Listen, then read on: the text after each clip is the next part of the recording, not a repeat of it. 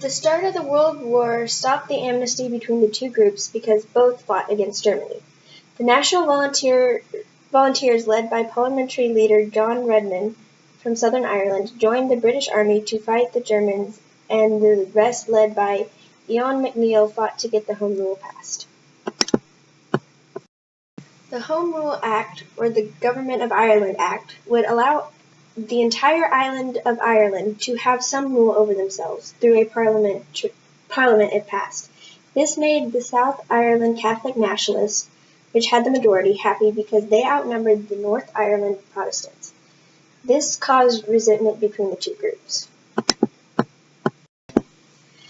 The rising was planned in secret by men from the Irish Republican Brotherhood, or the IRB, who formed a military council to end just after the outbreak of the First World War.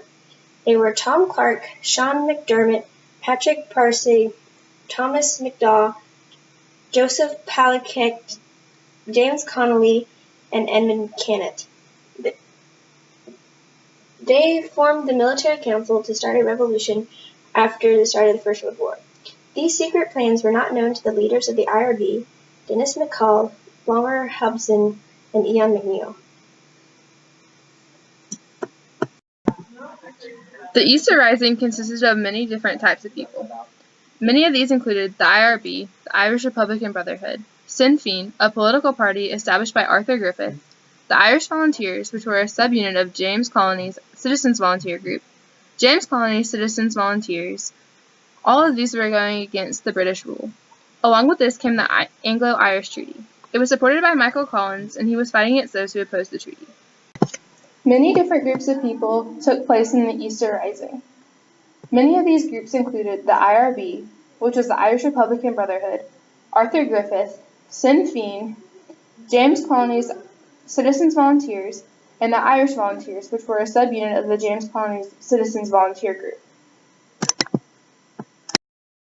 Throughout the Easter Rising, the roles of these groups changed drastically. The goals of the IRB was to end the British rule and develop the Irish Republic.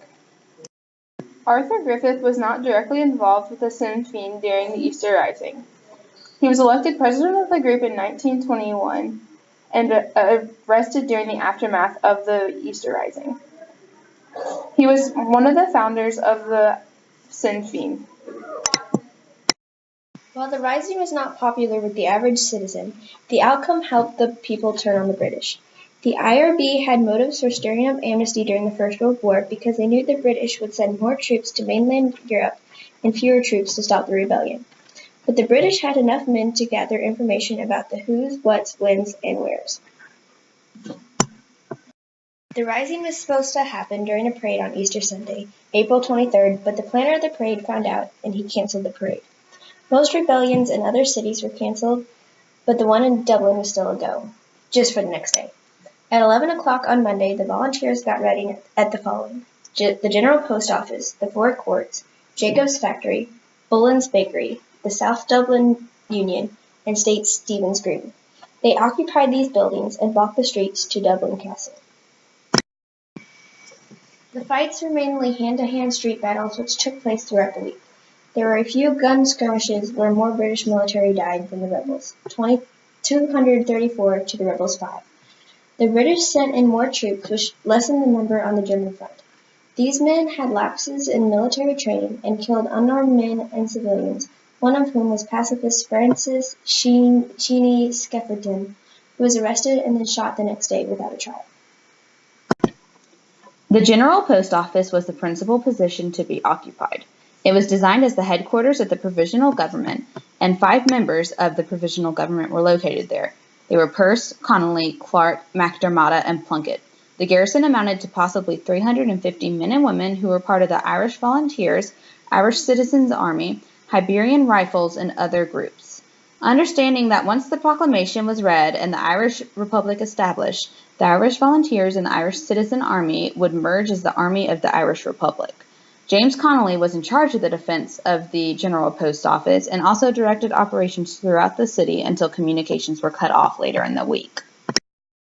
Captain Sean Connolly of the Irish Citizen Army and his company of around 30 men convened at City Hall. They were told to seize and hold City Hall adjoining Dublin Castle.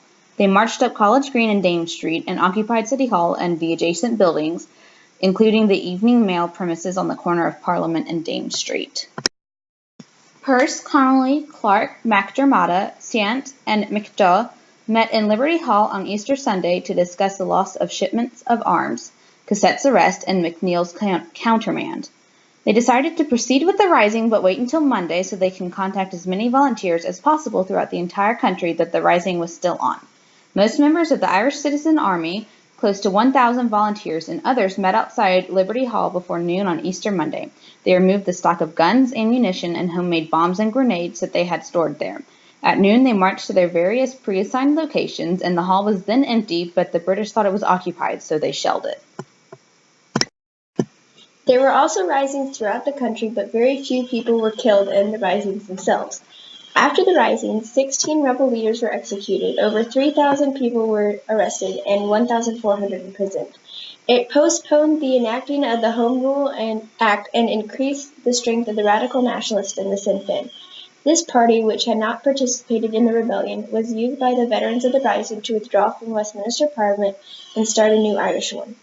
The public view of the British in Southern Ireland decreased, and the Sinn Féin went on to win 3 by-elections in 1917 and a general election in 1918, leading to the proclamation of an Irish Republic and the start of the Irish War of Independence. While Ireland became its own state towards the start of the 1920s, there was still violence and issues between the Republic of Ireland and Northern Ireland until the 90s.